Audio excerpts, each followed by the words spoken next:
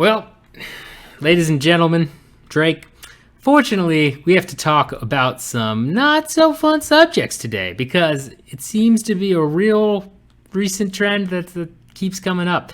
And that is domestic violence in MMA. In the past month, you've had Jason Mayhem Miller, Jon Jones, Chuck Liddell, and Luis Pena all have alleged domestic violence altercations and be charged with some form of, or well, I guess in Jones's case, he wasn't actually charged with that in particular, but it was part of the instance. And it's important to say that none of these men are guilty of this at this point. There's still things to find out. We will present the facts as we have heard them and as we see them from trusted sources, but we don't know all the details. We were not there that night. This isn't anything of that nature where, everything is true that you hear, blah, blah, blah. You know what I'm saying? With that disclaimer out of the way, there's some disturbing details in some of these cases, right? Case in point, Luis Pena, and this is from MMA Fighting. Stephen Morocco has these details where Pena, 28, allegedly struck his partner of over 1 year multiple times with a closed fist and continued striking her on the ground, leaving minor abrasions on top of her left hand, left wrist, and an alleged bite mark to her left knee region. Also says that a second woman allegedly witnessed the assault and attempted to intervene, at which point Pena allegedly struck her with a closed fist, knocking her to the ground, which caused purple contusion, laceration to the woman's right elbow. Now, an extra part and a little bit of tidbit that's added at the end of this article is down here in its last sentence, that in 2015, HBO Sports reported the national rate of domestic violence incidents involving MMA fighters is double that of the general population. That, gives you a little background here, and this is just from the Pena police report, which we have the most details on. Again, thanks to Stephen Morocco and the good people at MMA Fighting. But we've also heard the Jon Jones tape, right, where they talk about, that she doesn't feel comfortable going back to the room with Jones. She has, things on her face. There's details. If you want to see it, you can listen to the call. Chuck Liddell's one is a little bit more murky. He's come out in a statement saying that he was the abused victim and that details will come out exonerating him. Mayhem Miller, again, it's one of a long string of issues that Mayhem Miller has been having. I guess when it comes to this subject, it's sad, and it's not, entirely unexpected. This is something that's been in the sport for a long time, unfortunately, right? Obviously, 2015 report from HBO Sports says it's twice the natural rate, and it's not completely unexpected when you have guys sparring hard in the gym, getting knocked out, having brain trauma, then taking that back to their domestic life. I guess the first thing to ask you, Drake, is what should be done about these guys, right? You got 4 incidents. You got 2 under contract right now with promotions. I believe Liddell is a free agent, as well, retired essentially. Yeah. And then, Miller, same type of situation. But with Pena and Jon Jones, what do you do here from a promotional aspect? What's the move? Well, the obvious thing, it really depends on, you mentioned how much we know, right? And kind of once somebody's fully guilty or not, and we've seen the UFC kind of handle these kind of things in the past that way, of course. We got to mention Greg Hardy on this video, Pat, as you do. He has a fight lined up, right? He's got a fight coming up. He has been going strong in the UFC now in terms of getting fights and all that. No discourse or anything like that. With Jon Jones, obviously, many different reoccurring issues with him. Still is on the roster and one of the biggest names in the sport. Probably helps him a little bit, but has not been found fully guilty yet or anything like that kind of thing with some cases, right? Right. Then with Pena, it's funny because I've seen this mentioned a lot, Pat. I've seen it mentioned where And of course, as you just said right there and read off, most details for him, more reoccurring issues of this specific thing, which is not great at all. Probably get rid of him. He's probably done. I mean, and people have said, oh, look, if they keep Jon, but then they're probably getting rid of Pena. Yes, fair. Most likely going to happen, but also we do know more about Pena's stuff, and it's, like I said, multiple cases of this, which is not great. Again, I think it comes down to, again, the detail, and Dana kind of always, that's how he reacts to these things when asked. You remember, with Jon Jones, what's the thing he always says? Let's see how it plays out. Yeah, for everything, pretty much. So everything. That's just kind of his brush off, and we'll worry about it if we really need to, depending on all sorts of factors and what have you. But it always brings me back to as well the what are they called? The policy. What is the thing? What are they called when help me out, Pat? What's the thing called when you have I'm blanking on it, dude. The policy, like what, a leave of absence, or depends? No, for code of conduct. Code of conduct. Yes. Which the UFC says they have, right? But we've never seen it, so there's reason to believe it doesn't exist, because those are supposed to be public, right? Am I wrong here?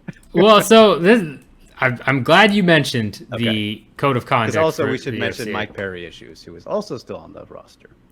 Right. Yeah. No. And so here's the thing, right? And this is, I think, a key piece in all of this is back in 2013, the UFC released a full code of conduct policy after Matt Mitrione and Fallon Fox had a whole, thing. And I'll go ahead and, cue this up real quick. But so it's important to remember that in 2013, they did have one, and they released it, and it highlights some of these things, right? So fighters shall conduct themselves in accordance with commonly accepted standards of decency, social convention, and morals, and fighters will not commit any act or become involved in any situation or occurrence or make any statements which will reflect negatively upon or bring disrepute, contempt, scandal, ridicule, or disdain to the fighter or the UFC. This is from a MMA Mania article back in 2013.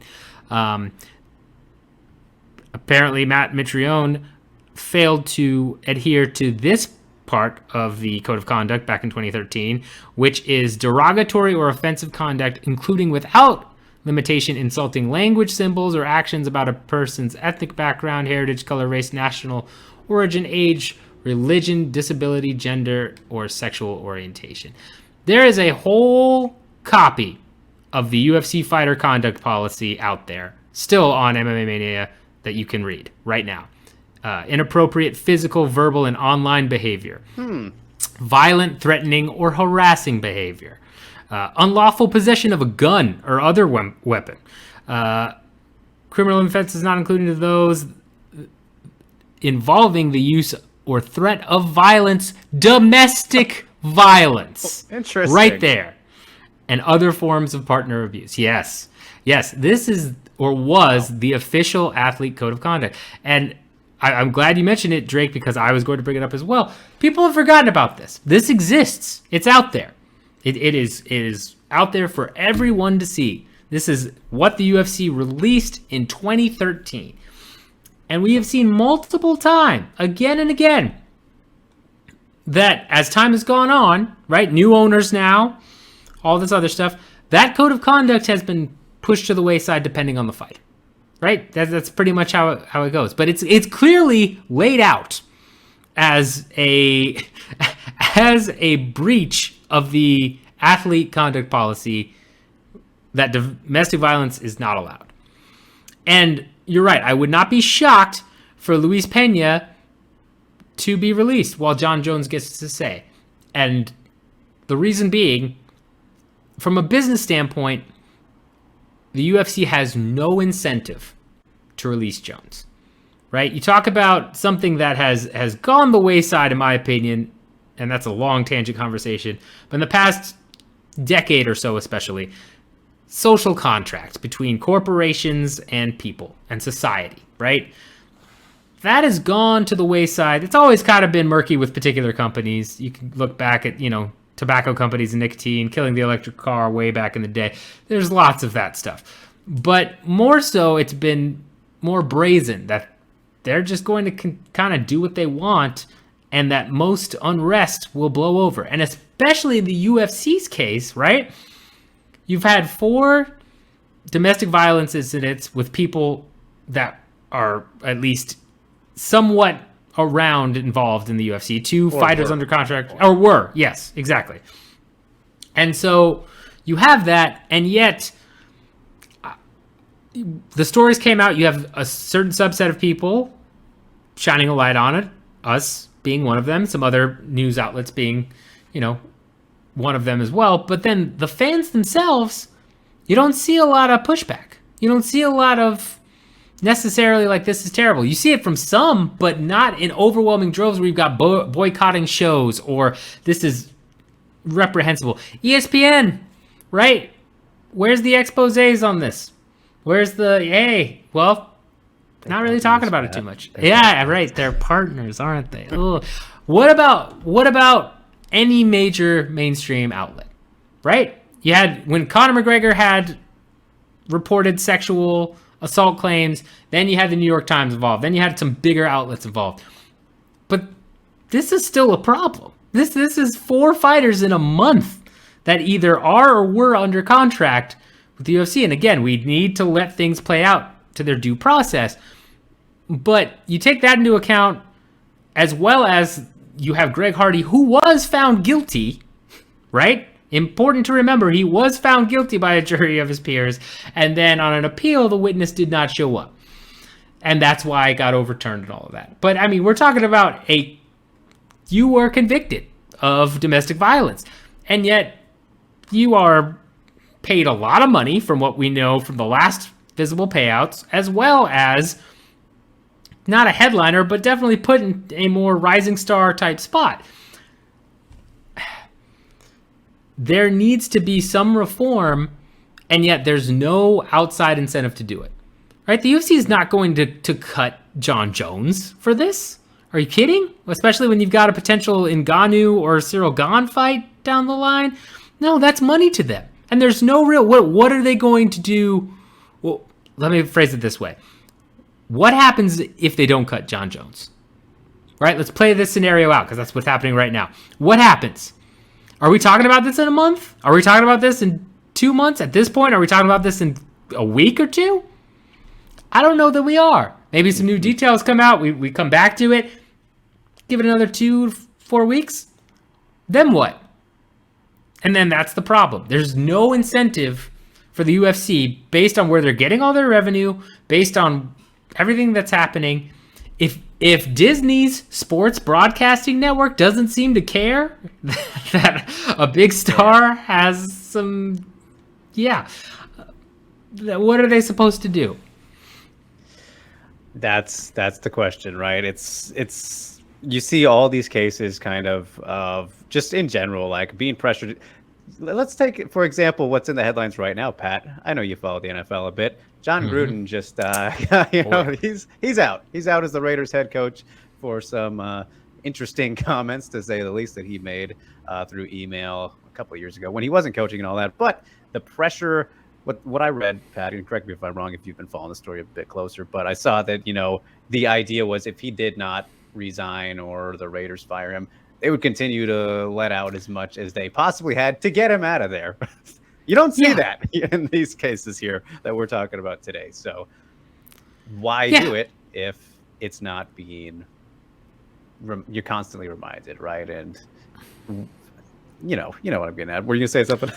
No, I mean, that's a perfect example, right? You have a situation where, and shout out to Dan Lust, who's out there with Conduct Remental, doing his thing, has touched on some of these issues, but the owners run the league for the NFL.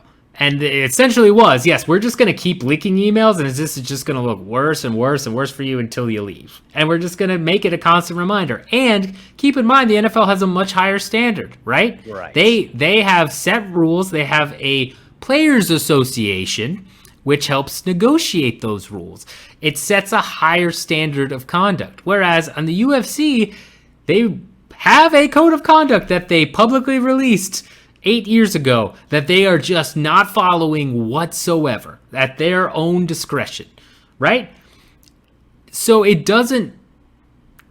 not the same in that there is no outside of incentive, and there's not nearly as many people watching the UFC as say the NFL, right? It's smaller sport, but it's kind of made a name for itself, MMA and boxing to this extent as well, as kind of the like dirty sport, so to speak, right? Like this is expected. This is like, the fight game, right? It's the fight game. What do you expect these guys to do? Oh, like, and I've heard the argument.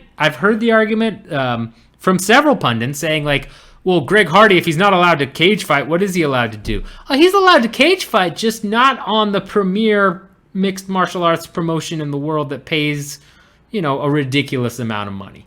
If you're gonna go that route, right? Like it's not that difficult to see the stark differences between a big four sport like the NFL and MMA. If MMA keeps growing in popularity and starts to get that type of viewership, and you get the kind of huge money generation that then comes with stricter responsibilities and stricter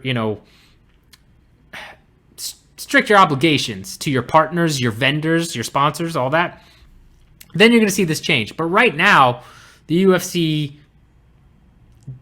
doesn't really need to do that. And other promotions even less so, right? Like if I don't know, if any, name a regional promotion, if Fury Fighting Championships has someone that commits domestic violence on there, is it going to get enough attention that it's like, well, okay, even if he comes out and he's like, yeah, I beat my partner, so what? Is it going to be a huge outrage? Like, yeah, probably if it goes that far, but like, maybe that far, but still, like, right? It comes with the greater the lens on the sport, the tougher things will get. And if you have something like a Christy Mack War Machine situation happen with a current UFC fighter, I think that starts to tighten things up. When things get bad, then you do that. But right now, they have no financial incentive to let go of Jon Jones. And if they let go of Luis Pena, that's some incentive, right? Because you've got more details, you have an actual DV charge that can kind of get it off their back. So I'm pretty sure that's what will happen here, unfortunately, but it is what it is. Yeah, and I'm glad you mentioned, glad but not glad, that you mentioned the War Machine thing with Christy Mack. And that's again, when you have that certain amount of evidence, and I heard this comparison the day of Jon Jones's news. What was that? The Friday before UFC 266 with some of the people I was hanging out with. But think about, like, we've seen situations in the NFL as well where players have had their issues similar to this, and they've either gone away forever or they've come back. Look at Kareem Hunt, who is on the Browns now. He was let go from the Chiefs for these kind of things as well, but he's still in the league. You didn't have exactly the same level of video. I don't know if they had video footage, honestly, but they didn't have video footage like the elevator video for Ray Rice. If you see something absolutely ludicrous like that, and what a dumbass for even just as a human in general, fuck that guy. But, like, if you see something like that from a UFC fighter, there you go, right? That hard, undisputable, all right, we can see that this guy is an absolute piece of shit, I mean, but do you? That's the real question, right? Like, I mean, if let's again be honest here, and we're not talking a War Machine Christy Mack situation. Yeah, that's kind of that's an easy situation. But if you got a Ray Rice situation where you've got a couple people drunk, you've got, say, a wife, right? Let's say you had Jon Jones in an elevator with his wife, and that happens. Yeah, I mean, I think he's high profile enough that probably picks up in the mainstream media, it becomes a whole thing, and then you've got to pull the plug. Disney probably would say, "Hey, he's gone." But let's say it's, I don't know, let's say it's Luis Pena or Sam Alvey or somebody that's a new Contender Series guy that just got signed, right? Let's say that happens. Then what? Do we actually see them cut? Do we see enough pressure if the mainstream media doesn't pick it up? Do we see, like, oh, I have to review this. This is whatever. We're going to let the legal process play out. Who knows? That's right. The semi-scary part here, right?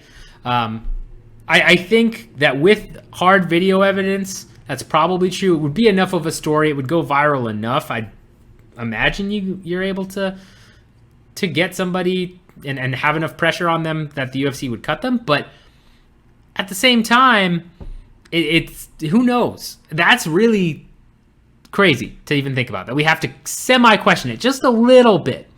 Well, compared to, say, NFL, MLB, and all that. I think if you compare to when Greg Hardy did come to the UFC, Pat, there was a pretty good amount of outrage there. We saw some bigger, more mainstreamish, I guess you could say, news outlets, bigger, not just MMA-specific sites that were kind of getting on about that, right? And, of course, that's from the NFL crossover. But you look at that situation where, as you said, a guy found guilty.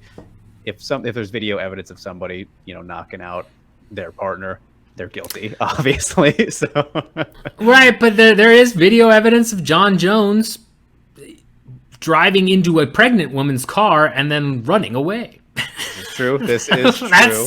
I might argue that's a little bit more dangerous. But yeah, I mean, it's, and he lost a lot of sponsorships and got suspended. But that's the thing. If it's a big enough fighter, I would not be shocked if you had something like that where he's not cut, he's suspended for several years and then brought back, right? I mean, it's hard to say. That just popped into mind the question too of, do you think that the commissions would do something about it then? Or is that just like, we don't really have, because ultimately it is their call a little bit, right? I mean, right. And I think that's true. I think some commissions would step up and, say, hey, this is an issue. But, let's, if you look at the history of commissions in the past, right? 5 years for Nick Diaz for smoking weed. Had a couple of other things that have popped up commissions just don't talk about. And it's like, well, right? As I can't think of a single domestic violence case or, charge Desmond Green. I believe it was Desmond Green, right? He's vehicular manslaughter, I'm pretty sure, and all that. But commission didn't do anything about that, right? Like, I mean, they mostly stay away. So they've let Nazis fight. Right. Exactly. They have let Nazis fight. That's part of the issue is if it's on the commission, they've notoriously said, oh, you're an ex-con. There are a lot of the ones saying, like, if you can't let a guy cage fight, what can you have him do? And okay, if that's the situation, so be it. But I don't see them stepping up unless there's enough national outcry and a promotion, whether it be Bellator, UFC, PFL, whoever the fighter is currently contracted with, steps up and says, like, hey, no, we're cutting you. If they don't do that, maybe a commission feels enough pressure to go ahead and put something in the books. But the fact that there's even a little gray area here just, again, highlights the issue within the sport and within the perception of the industry as a whole. So I don't know, man. I really don't. I mean, hopefully we don't have to find out. Yes, hopefully we never have to find out. But yes, it's a tough topic.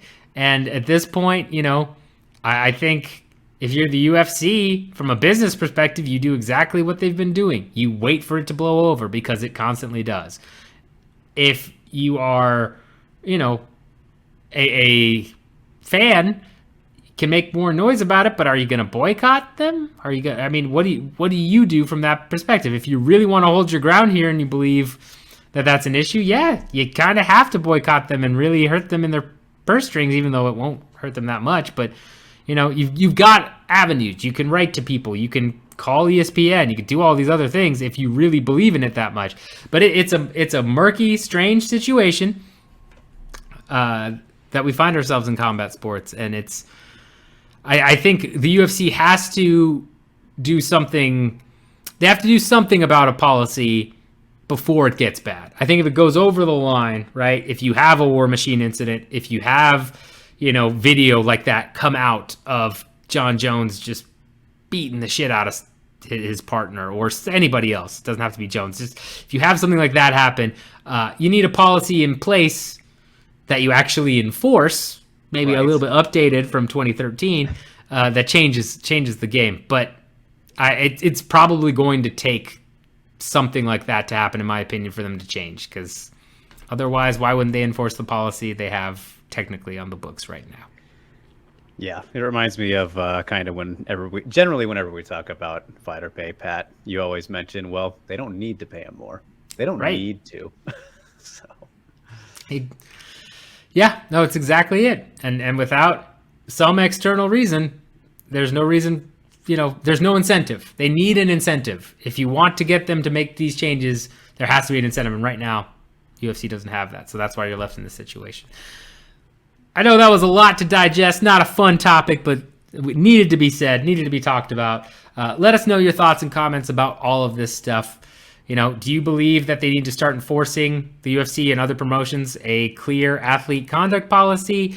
If you read the policy from 2013, do you feel like that's sufficient? They just need to, go with that, or do they need to update it? Do you feel, do you feel that this isn't as big a deal as we're talking about? Because gotta see all sides of this. So if you truly feel that way, let me know in the comments, and we'll take a stab at trying to have a conversation about that. But let us know your thoughts and comments with all this stuff. And yes, let's hope that this is the last fighter arrest for domestic violence that we see ever, ideally. I'm not going to hold my breath, but let's hope all that... arrests in general, Pat. Come on. Let's get some good people. Yeah, all arrests in general would be great. But even if you could at least just stop with this stuff too, that would be helpful. Just let's keep the violence in the cage. Keep it in the cage. That's all I'm saying.